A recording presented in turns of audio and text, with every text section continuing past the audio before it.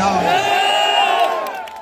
Sheikh Hasina, fascist Sheikh Hasina তার দূষর দিয়ে বলাচ্ছে উনি নাকি বাংলার মাটিতে ফিরে আসবেন। প্রিয় নেতৃবৃন্দ, আপনাদেরকে বলে যাই, শেখ হাসিনা মুক্ত হস্তে আর বাংলার মাটিতে কোনোদিন ফিরে আসতে পারবেন না।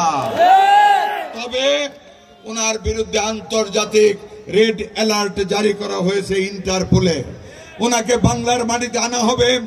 সেই 57 জন মুক্তিযোদ্ধা সেনাবাহিনী হত্যার বিচারের মুখোমুখি করে বাংলার মাটিতে গ্রেফতার করে আনা হবে। সাগররুনি হত্যার জবাব দেওয়ার লক্ষ্যে বাংলার মাটিতে আনা হবে। শাপলা চত্বরে হেফাজতের হাজার হাজার মানুষকে হত্যা করার জবাবদিহি করার জন্য বাংলার মাটিতে আনা হবে। আমাদের নেতা ইলিয়াস আলীর লাশকে ফেরত দেওয়ার লক্ষ্যে বাংলার মাটিতে আনা হবে। জহির কমিশনার সহ হাজার হাজার লোক আমাদেরকে গুম করা হয়েছে, তাদের লাশ ফেরত দেওয়া হবে। তাকে জবাবদিহি করতে আয়না ঘরে কারা নির্যাতন করেছিল বাংলার মানুষকে জবাবদিহি করতে হবে। আমাদের নেত্রী বেগম খালেদা জিয়াকে বিনা অপরাধে কেন জেল খাটানো হলো? প্রিয় নেতৃবৃন্দ, তার বিরুদ্ধে মানবতা বিরোধী আইনে মামলা হয়েছে এবং তার দূষরদের বিরুদ্ধে এই মামলাকে তার কঠিনভাবে মুখোমুখি করার জন্য আমাদের সরকার, বর্তমান তত্ত্বাবধায়ক সরকার ভারতের কাছে নোট বারবেল পাঠিয়েছে তাকে ফেরত দানের জন্য। ভারত যদি আমাদের সাথে সুসম্পর্ক চায়, আজকের এই জনসভা থেকে দ্ব্যর্থহীন ভাষায় বলতে চাই, অনতিবিলম্বে গ্রেফতার করে শেখ হাসিনাকে আমাদের সরকারের হাতে ফিরিয়ে দিতে হবে, নতুবা ভারতের সাথে আমাদের কোন সম্পর্ক থাকবে না।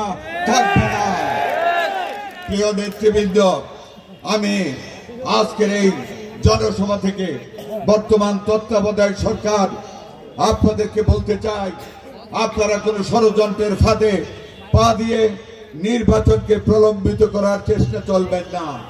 সচিবালয়ে আগুন লেগেছে, বিভিন্ন জায়গায় আইনশৃঙ্খলা পরিস্থিতির অবনতি হচ্ছে, দ্রব্যমূল্যের ঊর্ধ্বগতিতে আমার জনগণের বুকে শ্বাসকষ্ট হয়ে যাচ্ছে, পেট পেটে মানুষকে থাকতে হয়।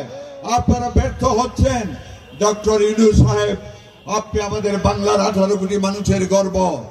আপনাকে 18 কোটি মানুষ বৈষম্য বিরোধী আন্দোলনের পরে আপনাকে আমরা এই দেশের প্রধান উপদেষ্টা হিসেবে আপনাকে অধিষ্ঠিত করেছি। আপনি একজন ইজ্জত সম্পন্ন লোক। আমরা বাংলার জনগণ, আমরা বিএনপি সমমনা দল, আমরা চাই না আপনি ব্যর্থ হন। আমরা চাই না আপনি অপমানের গ্লানি নিয়ে বাংলার মাটি থেকে আপনি যেতে হয়। আমরা আপনাকে শোষণ মানে মাথার তাজ হিসেবে রাখতে চাই। আপনার কাছে শুধু অনুরোধ, আপনি এই রূপরেখা নিয়ে তাল বাহানা না করে আগামী সংসদ সুনির্দিষ্ট তারিখ ঘোষণা করুন, নতুবা আমরা বিএনপি, আমরা রাজনৈতিক সমমনা দলগুলি আমরা রাজপথ ছাড়ি নাই, আমরা রাজপথে আছি, রাজপথে থাকবো। আপনার কাছ থেকে আন্দোলনের মাধ্যমে অনতিবিলম্বে সংসদ নির্বাচন আদায় করব ইনশাআল্লাহ। বৈষম্য বিরোধী আন্দোলন, মুক্তিযুদ্ধ সবগুলির চেতনা গণতান্ত্রিক রাষ্ট্র ব্যবস্থা। আর সেই গণতান্ত্রিক রাষ্ট্র ব্যবস্থার মূল উদ্দেশ্য জনগণের দ্বারা নির্বাচিত পার্লামেন্টের মাধ্যমে দেশকে পরিচালনা করা। আর সেই লক্ষ্যে মাননীয় প্রধান উপদেষ্টা, আপনার কাছে আমার জনগণ চায় আপনি অনতিবিলম্বে সংসদ নির্বাচনের সুনির্দিষ্ট তারিখ ঘোষণা করে, নিরপেক্ষ সংসদ নির্বাচন ঘোষণা করে আমার জনগণকে ভোট দেওয়ার অধিকার ফিরিয়ে দিন। আপনারা কি ভোট চান?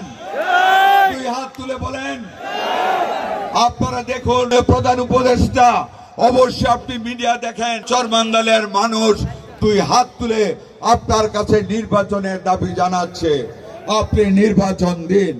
প্রিয় এলাকাবাসী, আমরা বিএনপি যদি ক্ষমতায় যাই, আমরা আরেকটা স্বেচ্ছাচারী সরকারের তৈরি করব না।